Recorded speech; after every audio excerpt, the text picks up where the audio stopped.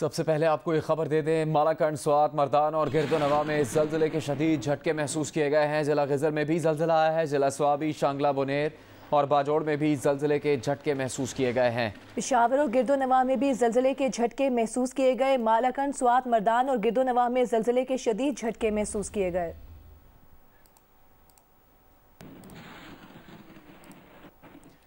मुल्क की पहली कौमी सलामती पॉलिसी के अहम नुकात सामने आ गए हैं। पॉलिसी में कहा गया है कि दुश्मन किसी भी वक्त ताकत इस्तेमाल कर सकता है। भारत में हिंदुत्व की सियासत पाकिस्तान की सिक्योरिटी पर असरअंदाज हो सकती है। जौहरी डेटरेंस बरकरार रखी जाएगी।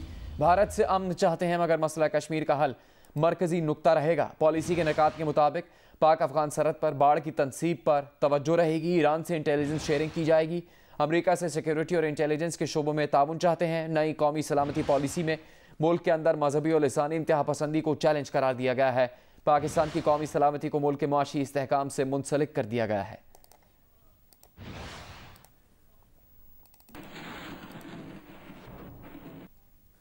वज़ीर आज़म इमरान खान का कहना है कि मजबूरी की हालत में IMF के पास जाना पड़ता है, शराइत मानना पड़ती हैं। शराइत मानने की वजह से लोगों पर बोझ डालना पड़ता है। IMF की शराइत मानते हैं तो सिक्योरिटी मुतासिर होती है। वज़ीर आज़म का कौमी सलामती पॉलिसी के पब्लिक वर्जन के इजरा के मौके पर खिताब में कहना था कि बड़ी मेहनत से मुत्तफ़िका कौमी दस्तावेज़ तैयार की गई। पहले कभी बहैसियत कौम तरक्की का तसव्वुर नहीं दिया गया। कौमी सलामती के लिए ज़रूरी है कि बलूचिस्तान और कबायली इलाकों पर ज़्यादा तवज्जो दें।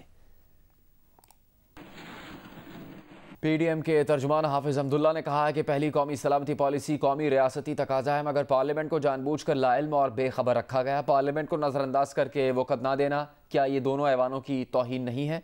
ऐसी अहम पॉलिसी में पार्लियामेंट को नज़रअंदाज करना शहनशाहियत और आमरीत में हो सकता है मगर जमहूरियत में नहीं। कौमी सलामती पॉलिसी को पार्लियामेंट में पेश किया जाए ताकि बहस मुबाहिसे के बाद एक मुतफ़िका पॉलिसी दस्तावेज सामने आए।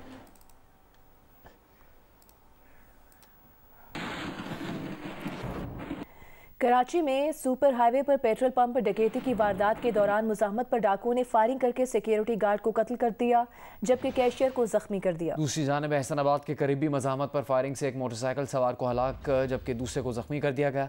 सिर्फ 3 रोज़ के दौरान शहर में डकैती मुज़ाहमत पर 5 अफराद कत्ल जबकि 5 जख्मी किए जा चुके हैं। ARY सरकारी TV कंसोर्शियम केस की रिपोर्टिंग पर हुक्म इम्तना के खिलाफ सिंध हाई कोर्ट में जियो न्यूज़ की दरख्वास्त पर समाअत हुई है। जियो न्यूज़ की दरख्वास्त पर जस्टिस शफी सिद्दीकी ने दरख्वास्त की समाअत की। अदालत ने जियो के वकील से पूछा कि क्या आप ARY की हद तक कर रहे हैं। वकील महमूद अली ने बताया कि जियो सिर्फ सच रिपोर्ट कर रहा है। अदालत ने कहा कि अगर आप सच रिपोर्ट कर रहे हैं तो फिर हुक्म इम्तना से आपको कोई मसला नहीं होना चाहिए। अदालत ने ARY के वकील की सरजनिश करते हुए कहा कि आपका मसला क्या है।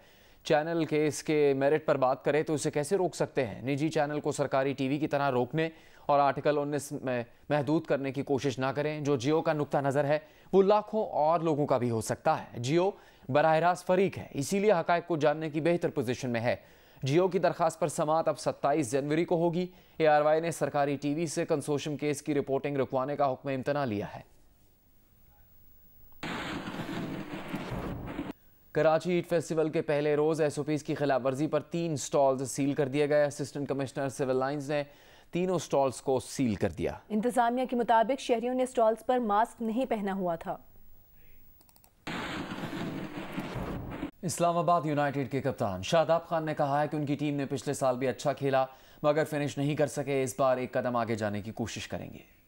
इस्लामाबाद यूनाइटेड की जिस तरह पिछले लास्ट ईयर में अच्छी परफॉर्मेंस थी, होपफुली कंटिन्यू करेंगे। और लास्ट ईयर हम फिनिश नहीं कर पाए थे, कोशिश करेंगे कि एक स्टेप और आगे जाएं। आज़म आया हमारा इस बार क्योंकि उसके टैलेंट का बिल्कुल जिस तरह का वो परफॉर्मेंस दे चुका है उसमें सारा टैलेंट है, बस थोड़ा फिटनेस का इशू है। और होपफुली मैंने देखा भी है कि वो कोशिश कर रहा है। और आजकल की क्रिकेट मॉडर्न डे क्रिकेट ऐसी है कि आपको पावर हिटर की ज़रूरत पड़ती है। और क्योंकि हम इसी तरह इस्लामाबाद यूनाइटेड शुरू से ऐसी खेलती आ रही है और खुशकिस्मत है कि जो भी इस्लामाबाद यूनाइटेड का इमर्जिंग प्लेयर आता है वो उसी साल पाकिस्तान के लिए खेल जाता है।